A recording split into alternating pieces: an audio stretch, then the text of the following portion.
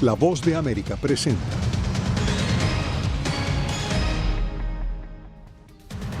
A una semana para las elecciones, Harris pronuncia discurso estelar en Washington y Trump enfrenta las consecuencias tras su mitin en Nueva York. En nuestra serie La clave del voto hispano, exploramos el papel crucial que jugará la generación Z en las elecciones del 5 de noviembre. Estados Unidos expresa preocupación por la decisión de Israel de vetar a la Agencia de la ONU para los Refugiados Palestinos. Y Occidente monitorea el movimiento de soldados norcoreanos en territorio ruso ante la posibilidad de que ingresen a Ucrania.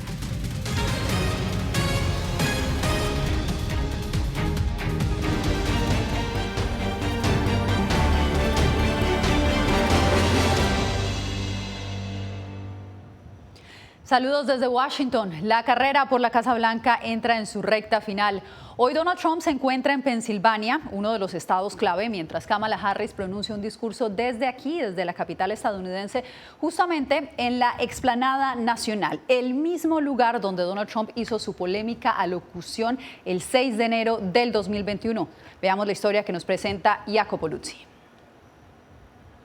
Con solamente una semana para las elecciones y cuando 45 millones de estadounidenses ya han emitido su voto, ambos candidatos realizan sus últimos esfuerzos de esta campaña presidencial. En Washington, frente a la Casa Blanca, Kamala Harris tendrá el discurso de clausura de su campaña en el mismo lugar donde Trump, el 6 de enero de 2021, habló antes del asalto al Capitolio. Para la demócrata, es un momento simbólico para marcar una diferencia con el republicano. ¿O será Donald Trump el que se siente detrás de ese escritorio presidencial y escriba la lista de enemigos contra los que buscará venganza? ¿O seré yo la que trabaje en nombre del pueblo estadounidense como siempre lo he hecho? Entre tanto, Donald Trump hará campaña en Pensilvania, un estado clave que perdió ante el presidente Biden en 2020. El expresidente ha recibido duras críticas tras una letanía de comentarios misóginos y racistas de oradores, incluso definir Puerto Rico como una isla basura durante su mitin del domingo en Nueva York. El expresidente el martes trató de limitar las repercusiones. No creo que nadie haya visto nunca algo parecido a lo que pasó la otra noche en el Madison Square Garden. El amor que había en esa sala era impresionante.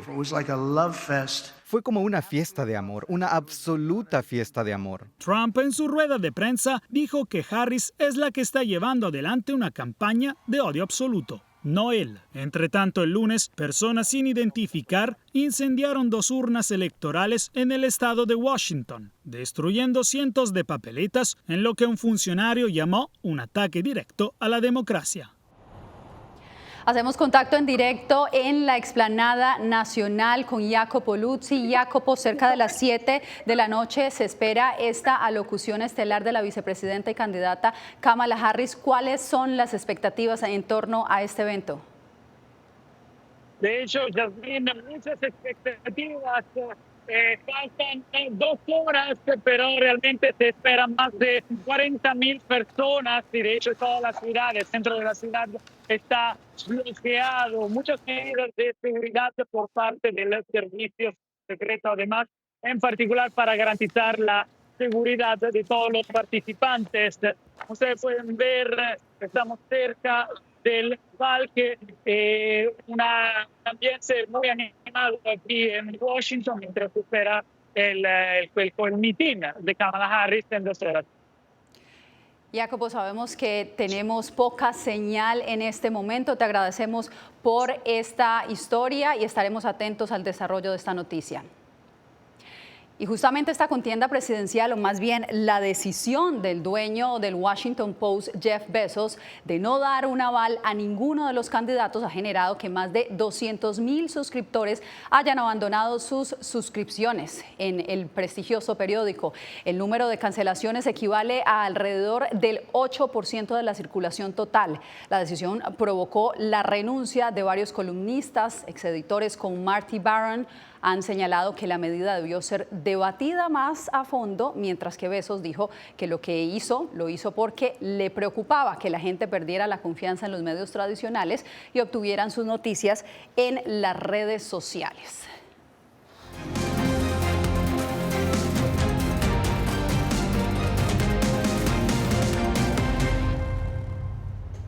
La inscripción de votantes latinos ha aumentado de manera significativa en varios estados de Estados Unidos, según entidades no partidistas. Adriana Arévalo nos reporta que en Nevada se prevé que los jóvenes latinos desempeñen un papel protagónico en estas elecciones. Adriana Arévalo está en vivo con nosotros. ¿Qué papel entonces tendrán los jóvenes allá en Nevada, Adriana? ¿Qué tal, Yasmín? Pues literalmente se pronostica que los votantes jóvenes decidan el voto de Nevada por la presidencia. Es más, es tan relevante este grupo poblacional que les cuento que la mayoría de los rallies o las manifestaciones políticas de las dos campañas se han realizado en el corazón mismo de la comunidad joven de esta ciudad, en la Universidad de Nevada, Las Vegas. Vamos a ver. De acuerdo con el Pew Research Center, en todo Estados Unidos, alrededor de 36.200.000 latinos son elegibles para votar en estas elecciones presidenciales, un aumento de más de 4 millones de votantes con relación al año 2020. Dentro de ese grupo, los jóvenes ocupan un lugar clave, especialmente en estados considerados decisivos como Nevada.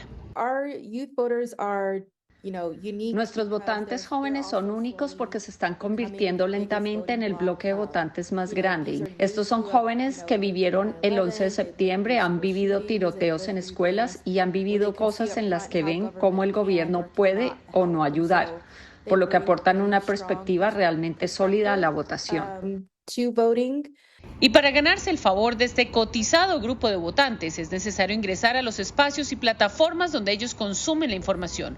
Por eso las redes sociales son hoy en día no solo una plataforma más, sino un verdadero espacio de debate público para las campañas. Encuentro en TikTok, he visto bastante en Instagram y les comparto como con mi mamá, con mis amigos.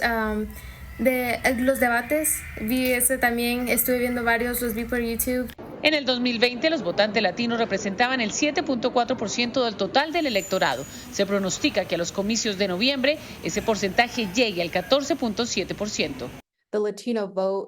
El voto latino tiene el poder de ser el margen de victoria, tiene el poder de elegir cualquier cosa, desde el presidente hasta aprobar iniciativas de ley que están al final de nuestras papeletas. Los dos candidatos a ocupar la Casa Blanca han visitado varias veces Nevada para hacer campaña y, de acuerdo con los especialistas, será aquel que conquiste a los votantes jóvenes latinos el que logre marcar una diferencia en las urnas el próximo 5 de noviembre.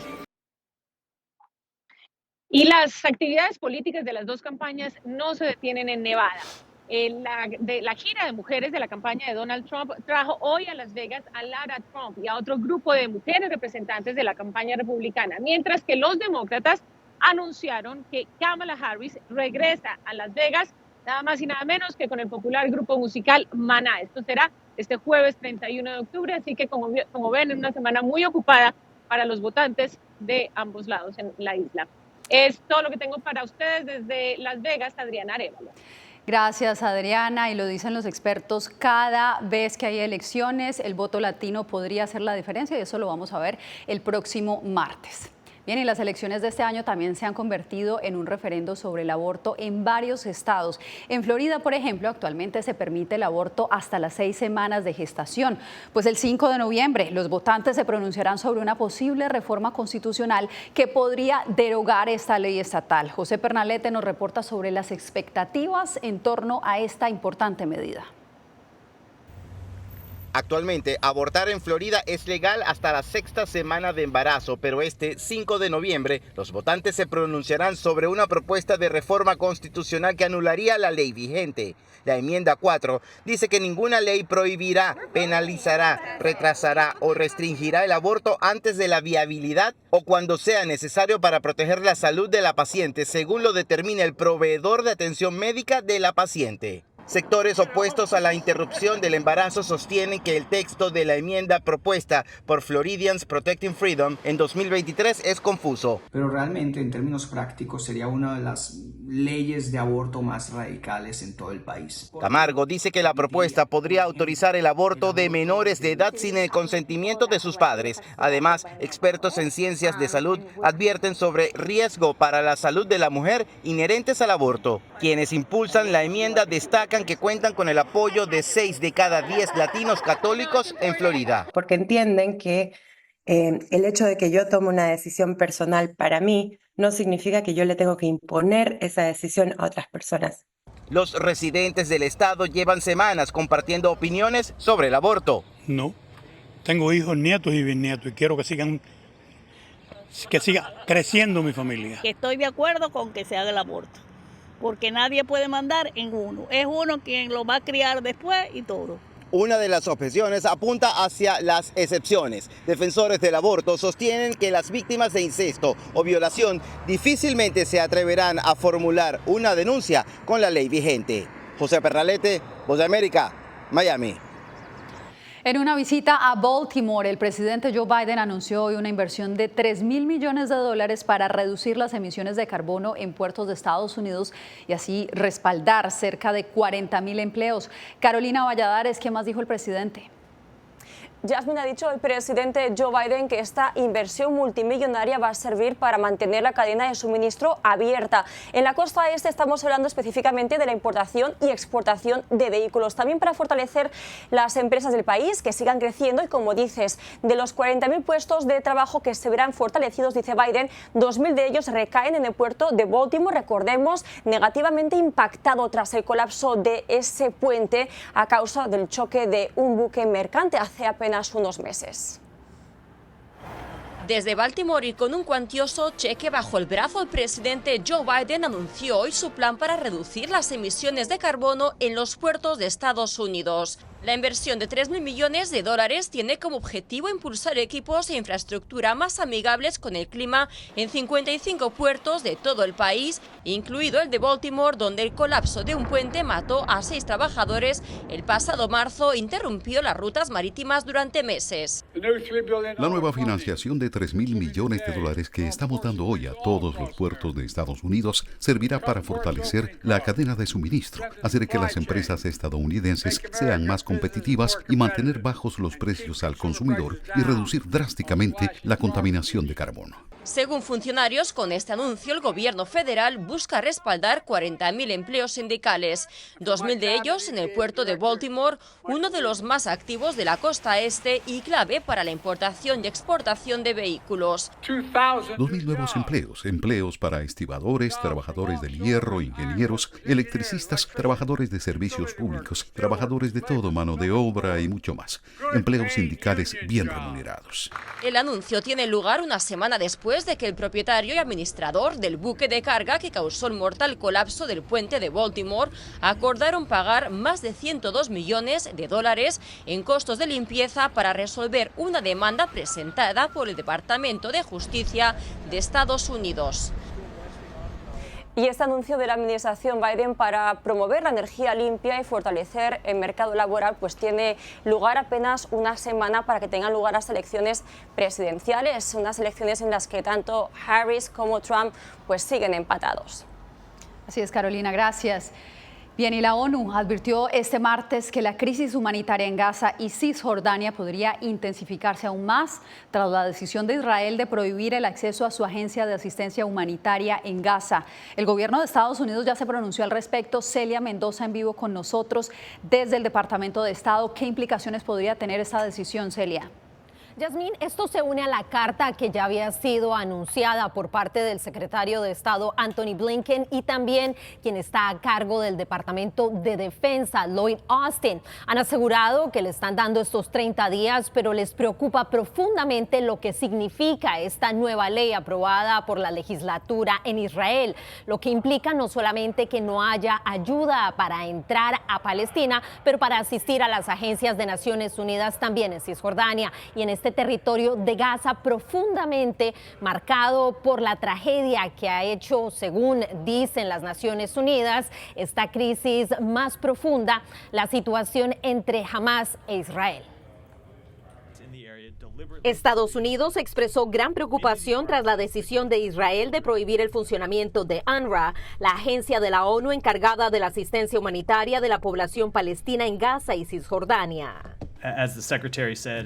Como dijo el secretario en su carta, la implementación de esta legislación podría tener consecuencias según la ley y la política de los Estados Unidos. En los próximos días vamos a dialogar con el gobierno de Israel sobre cómo planean implementarla. Esto mientras el vocero de UNICEF, James Elder, sonó las alarmas desde Ginebra indicando que si UNRWA no puede operar, probablemente se verá el colapso del sistema humanitario en Gaza. Una decisión como esta significa de repente que se ha encontrado una nueva forma de matar niños. El embajador de Israel en la ONU, Danny Danon, defendió la decisión. Estos no son trabajadores humanitarios, son salvajes que se han apoderado de UNRWA, Gaza, y la han transformado en un capítulo de Hamás. Estos atroces escándalos criminales ya no pueden esconderse bajo la alfombra ni ignorarse. Entre tanto, las tensiones crecen en Medio Oriente. Hezbollah anunció que su nuevo líder será Naim Qassem, quien ha dicho públicamente que las operaciones de la resistencia islámica continúan y se intensifican, a lo que se suma la advertencia de Irán de una respuesta contra Israel tras el más reciente ataque en su territorio. El régimen israelí enfrentará las consecuencias de su error de cálculo sobre el poder, la capacidad y la fuerza de voluntad de la República Islámica de Irán. Por supuesto, nuestro país no demorará ni acelerará su respuesta. Estados Unidos, por su parte, continúa trabajando con sus aliados regionales, en especial Egipto y Qatar, para buscar una negociación que pueda establecerse nuevamente para un posible cese al fuego y la liberación de los secuestrados. Gracias, Celia. Y ahora pasamos con información de Europa del Este, porque aliados de Ucrania vigilan de cerca el desplazamiento de las fuerzas élite de Corea del Norte en territorio ruso. Este martes hay alerta ante la posibilidad de que puedan cruzar la frontera hacia Ucrania en cualquier momento. Ángela González tiene el reporte. La guerra en Ucrania podría entrar en una nueva fase luego de que el Pentágono confirmó lo que ya había advertido Volodymyr Zelensky: la presencia de soldados norcoreanos que se entrenan en Rusia. Según la información de inteligencia, creemos que pronto tendrán 12,000 soldados. Esto es, por supuesto, una escalada, y a veces me sorprende mucho que nuestros grandes socios estratégicos digan que no debemos cruzar las líneas rojas e intensificar el conflicto, pero creemos que Rusia sí lo hará. Rusia realizó un ejercicio militar para simular un ataque nuclear masivo que implicó el lanzamiento de misiles balísticos y de crucero.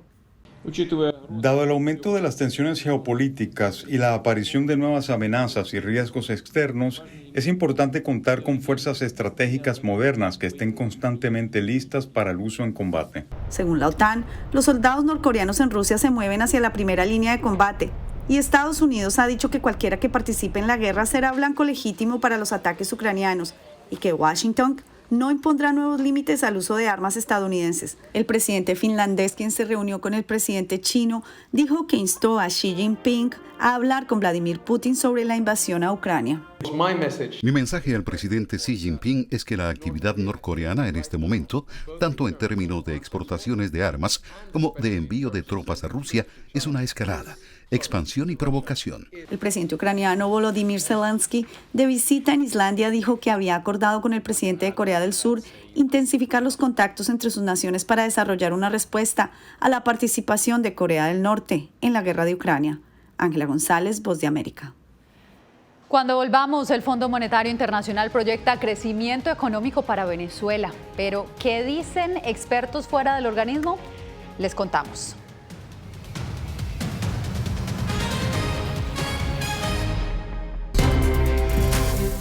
Este martes 5 de noviembre, La Voz de América transmite las elecciones en Estados Unidos. Enlazados en todas nuestras plataformas, siga el paso a paso de estos comicios con los reporteros y corresponsales de La Voz de América.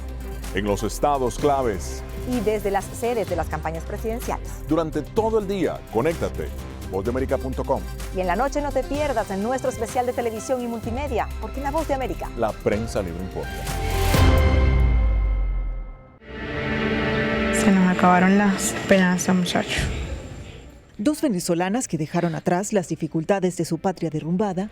Ahorita me veo como que aquí no puedes estar y aquí tampoco puedes estar. Ahora se enfrentan a la xenofobia, la soledad y la falta de oportunidades en un nuevo país donde viven atrapadas en un limbo. En ningún lugar, una historia de lucha y desarraigo. Ahora, en todas las plataformas de La Voz de América. Que empiecen a callar a periodistas, que empiecen a callar medios. Periodismo, la prensa libre importa. Una producción especial de La Voz de América. Porque al final lo que está en juego no solo medios de comunicación, sino la democracia de un país. Disponible en VozDeAmerica.com. Soy Celia Mendoza, corresponsal internacional de La Voz de América. Desde que me uní a este equipo de profesionales hace más de una década, he tenido la oportunidad de descubrir un mundo de noticias que comparto con ustedes. La Voz de América habló con el director. Porque siempre estoy en el lugar de los hechos, entregando información veraz, clara y precisa, manteniendo nuestro compromiso periodístico, porque en La Voz de América, la prensa libre importa. El crimen organizado asesinaba a los chicos y luego cremaba los cuerpos. Periodismo, la prensa libre importa, una coproducción de La Voz de América y Latina. Así que es complicado hablar acá de libertad de expresión. Disponible en vozdeamerica.com.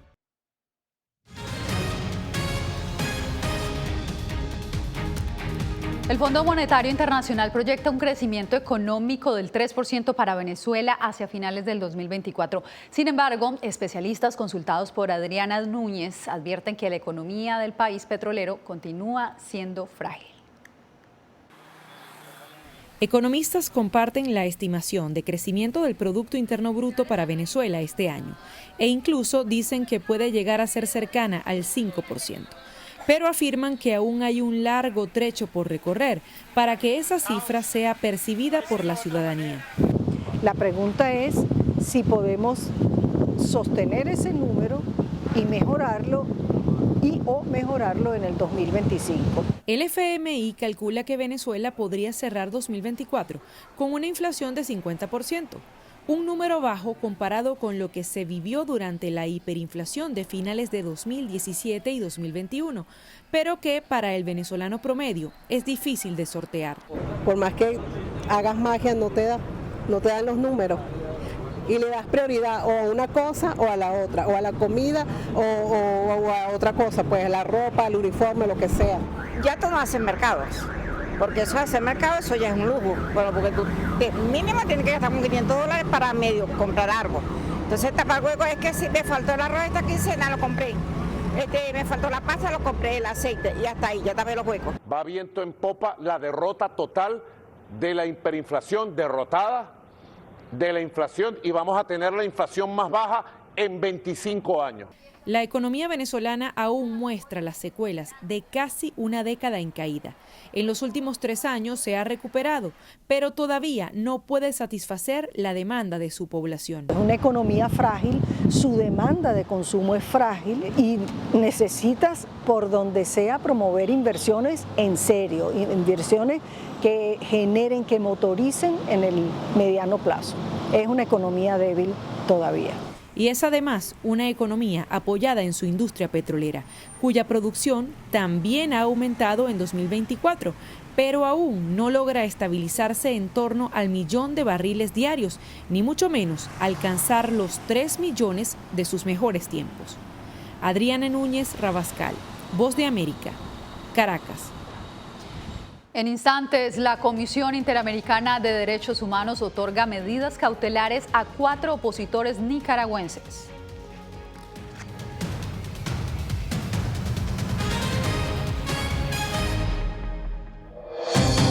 Una elección presidencial que hará historia. La población está ahí, pero no se conecta del todo. Salgan a votar, ¿verdad? Es una oportunidad para nosotros. El papel de la población hispana en Estados Unidos puede ser definitivo. Que haya una oportunidad de empleo para nuestras mujeres, los hombres. Tienen que venir como debe un reglamento. Descubre con los periodistas de La Voz de América la clave del voto hispano. Este es uno de los estados decisivos en todas nuestras plataformas.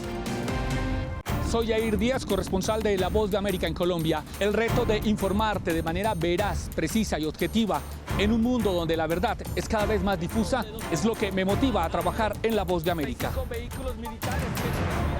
Desde las calles de Bogotá, desde donde ocurren las noticias que más te impactan, te informamos de manera independiente para que, con base en hechos, te formes tu propia opinión, porque en La Voz de América, la prensa libre importa. Nosotros no somos ninguna oposición. La prensa no es ninguna oposición. Periodismo, la prensa libre importa. Entonces hay un poco de tema también de amenazas, ¿no? Disponible en vozdeamerica.com. Soy Eugenio Eugenia Sagastume, corresponsal de La Voz de América en Guatemala. En el epicentro de los grandes retos, los sucesos locales desde mi país impactan a todas las naciones de la región. Con diversidad de perspectivas, acercamos a nuestras audiencias a situaciones tan complejas como la masiva migración, el crimen organizado transnacional y la situación política y social de Guatemala. En un lenguaje simple, con precisión, te conectamos con la realidad de todo el hemisferio, porque en La Voz de América, la prensa libre importa. Hay un dicho sobre Chile. Periodismo, la prensa libre importa, una coproducción de La Voz de América y Mega Noticias. En Chile hay libertad de expresión, pero que no hay donde expresarla. Disponible en vozdeamerica.com.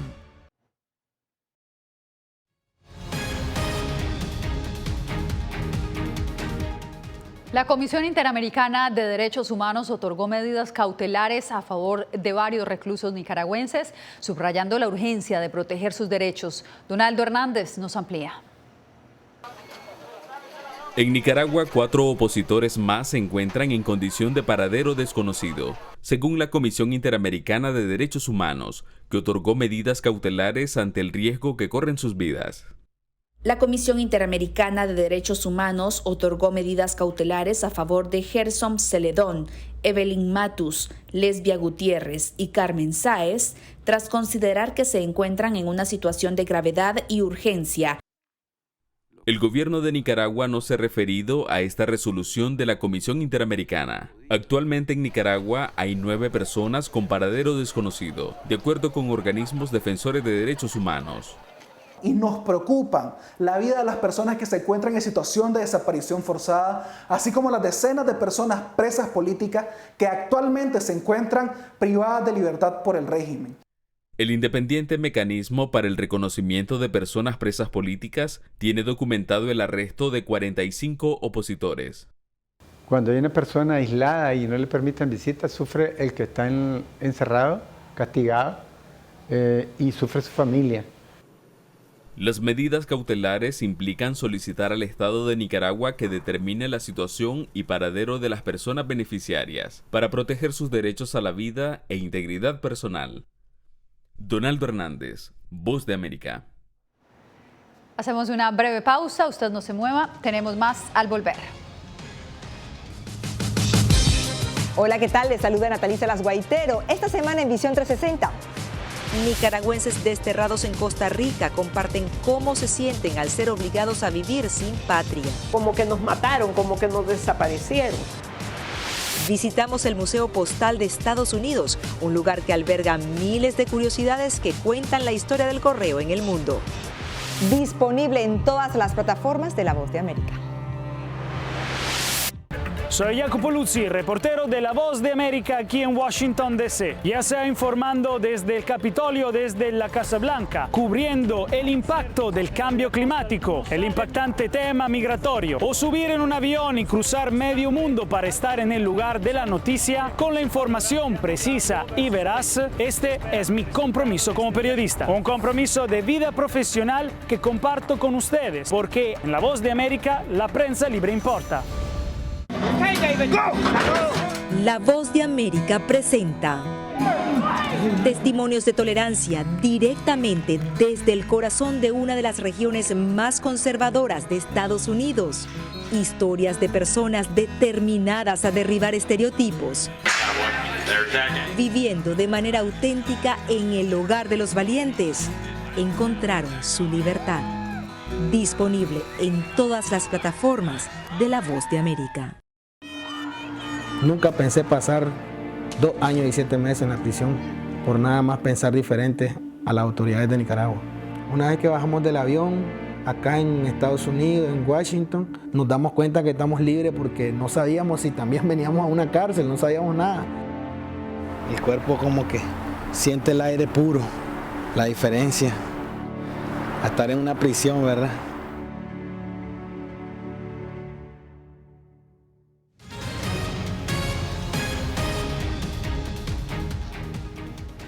Regresamos para concluir esta edición con la noticia de que los españoles Rodri y Aitana Bonmatí se han consagrado como los mejores del fútbol mundial, llevándose el Balón de Oro en sus respectivas categorías. Rodri, a pesar de su lesión, celebró su primer galardón tras una temporada brillante con el Manchester City y la selección española. Aitana, por su parte, reafirmó su dominio en el fútbol femenino, conquistando nuevamente el galardón. Con esto me despido por hoy. Con goles importantes y sinceramente no pensé que podría repetir, ¿no? Hay momentos en el fútbol que esos momentos puntuales dije, yo creo que